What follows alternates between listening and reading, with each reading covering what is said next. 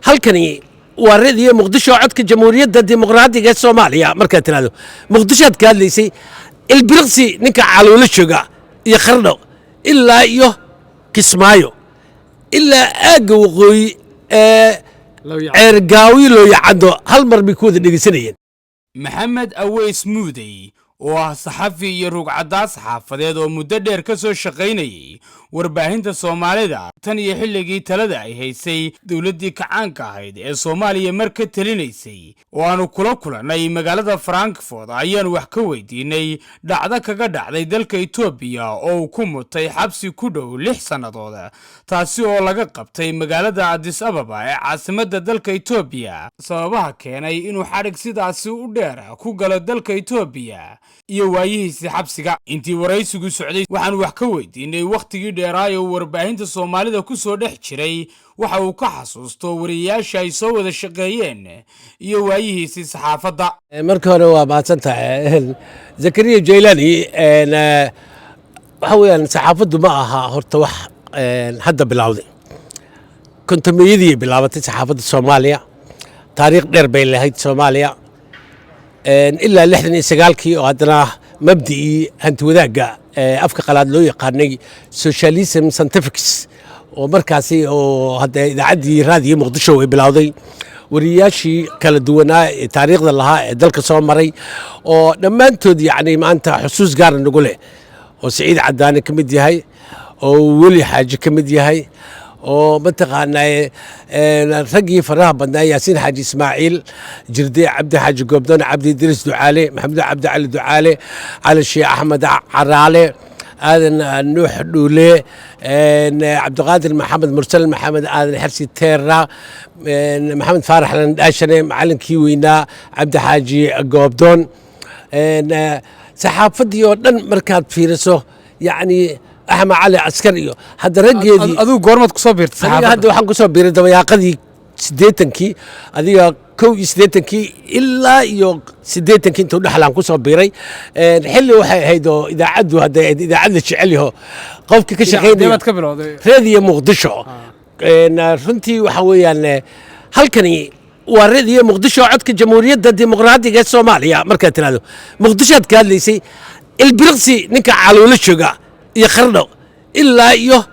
kismaayo ilaa aaga waqooyi ceergaawi loo yacado hal mar bay ku wada dhegeysanayeen idaacaddu waxay ahayd mawjadeedu aad u dheertahay ma garat marka haddaynu soo koobno waxaad nooga warantaa dalka Itoobiya lagugu xidhay muddaad ku xidhnayd bal xarigaagaas muddadu ahaa iyo sababihiisa nooga waran horta dagaal iyo wax ka dhacay rabshado ma jirin meeshaas roob baa da'ayay aad u weyn roobkii markuu da'ayay baa mataqaanaya markaa roobkaas da'ayay booli Makaa'il sababa roobkii markaa dee roob xoog buu ahaa oo gugac watay marka dabqaybiyihii korontada booli siinayay oo meesha ku yilay ayaa dalabkiisii buu yacni roobka uu sameeyey mataqaanaya qarax dalabkii markaas ka dhacay meesha askartii baa meesha maraysa waxay soo qabatay wixii meesha joogay oo dhan oo Soomaali ah waxayna ku eedeeyeen inay ayaga ka dambeeyeen dee maxkamad la'aan baa markii dambe xabsigii ana la geeyey muddadii aan xirnaynana yacni wax sharci ah ama wax maanta markaati ah waana lagu waaye dabadeedna waana la soo daayay markii dambe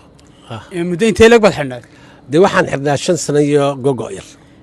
waxaad iga warantaa markii laydi soo daayay ee wax dambiye laydinku waayay ma jirtay dacwadaad ka gudbiseen cideeda xidhay ama dawladda ha noqoto ama ilaa imaka aad u haysato oo maadaama 5 sanadood bilaa dambi aad ku xidhnayd arrintaa marna ma daba gashay haddee anigu waxba ma qaban karno dadkii xirina wayba ogaayeenba inaan dembi lahayn marka waxaan iskaga dhaafnay xag ilaahay sababtoo ah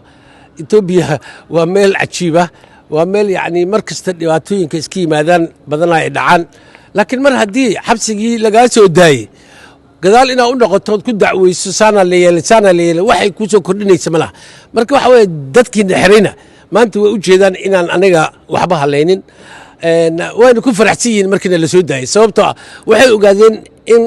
waxba aanay meesha ka dhicin laakiin gardaro ay ku xirnaayeen dadkaasi marka intii xirnayd oo dhan anigu waxa kaliya ka codsaday war maadaama aan soo baxay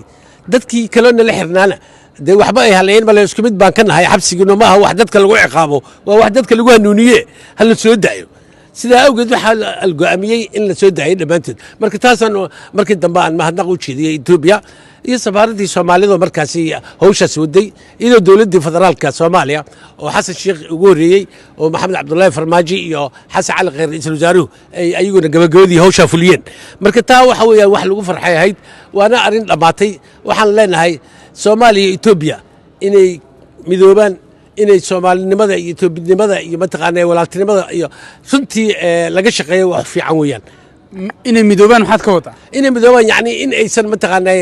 dhexdooda khilaafkooda iyo mataqaanaa qaladaad aan jirin in laysku qabsado in layska ilaaliyo oo ay mar walbaba ku dadaalaan wixii sharci ah oo markaasi qofka bini aadanka ah uu og yahay waxa isaga uu ku sugan yahay amba waxa lagu haysto inay yihiin wax jira walaalkay isla soconay axmed xasan cawke oo asaga igeeyaba hargeysa walaashiisu xanuunsaneed markaas aan salaamayni canab ayaan halkaasi ugu tagnay boley makaa'il bay degneed gurigii baa ka qaday cawke naftarkiisu arrimahaasi markuu arkay cagtu wax ka dayey hargeysuu ku noqday wuxuu noqday agaasimihii tv-ga universal aniga xabsi baan ku jiraa intaa